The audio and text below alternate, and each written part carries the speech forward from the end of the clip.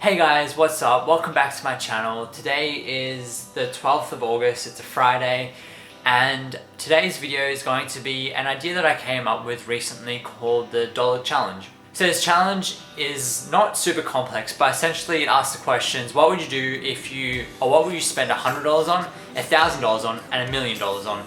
Kind of just to see, I guess, your thought process for money, I guess, and like, how would you plan out your money?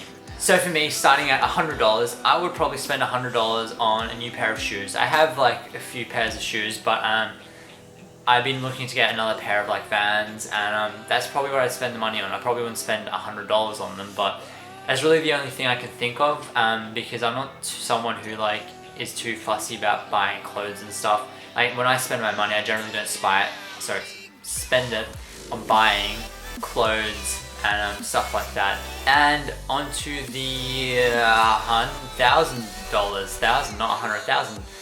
$1,000. I would spend $1,000 probably on a new guitar. Do I need a new guitar? Probably not. But do I want one anyway? Yes. What kind of guitar? If you guys are into guitars, you might know this. Otherwise, you might not. It's called a semi-hollow body guitar. It's kind of like a hybrid between an acoustic and an electric guitar.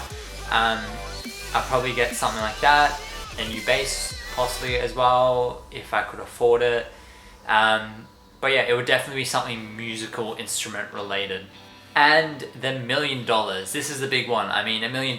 Normally if I were to get $1 million, I would probably keep it in the bank and live off of the interest, because I had this business teacher who said that, like he said, if I won the lottery, I wouldn't go spend the money, I'd just put it in the bank and live off of the interest, which is a great idea, because that way you never actually touch your original winnings, which means you'll constantly have money, as opposed to depleting this. It's kind of like, how do I explain it? By living off the interest, you always will be getting money continuously. It won't be obviously as much as your winnings, but you'll continuously get money.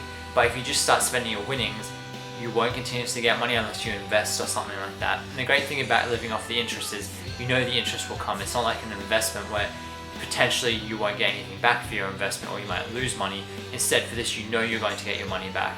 But obviously I can't do that, because the rule is you have to spend the money. So I would spend the money on buying a house, buying $1 million house, or maybe a little bit under, just to have enough money in case some other costs come up.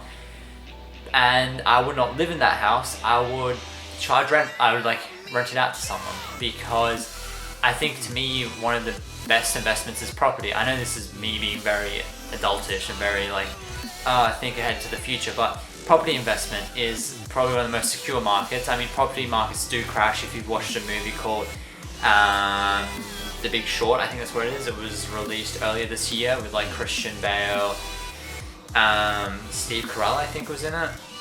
And essentially it's talking about how in America the housing market collapsed and the effects of that, etc, etc. It's a great movie if you're into that kind of thing. I really enjoyed it. But in general, the housing market is very secure, and yeah, I would buy a house and just get rent for it, because again, you're getting a constant income. You're not going to because if you spend $1 million straight up on a car or whatever, which, I mean, it would be nice. It would be nice to have a very expensive car, but you're not going to get money back from that car. But the thing is, you can get the property and then get rent from that property, and then eventually you'll be able to buy that car anyway, and you'll still keep getting money. You'll still like keep getting paid rent. And the great thing is, no matter what's happening in your life, you're still getting paid rent. Say if you lose your job, you're still getting paid rent. Hence why, for me, when currently I'm definitely not in a financial position for that kind of thing, but I would love to have like a property or something where I could get rent from, because to me it just seems like the most logical option to get money. So thank you for watching this video. I hope you enjoyed it. Please hit that subscribe button and that like button. Share the video around. I know this week's a little bit short, but my camera is about to die. So thank you for watching. I hope you have an amazing day, and I will catch you next time.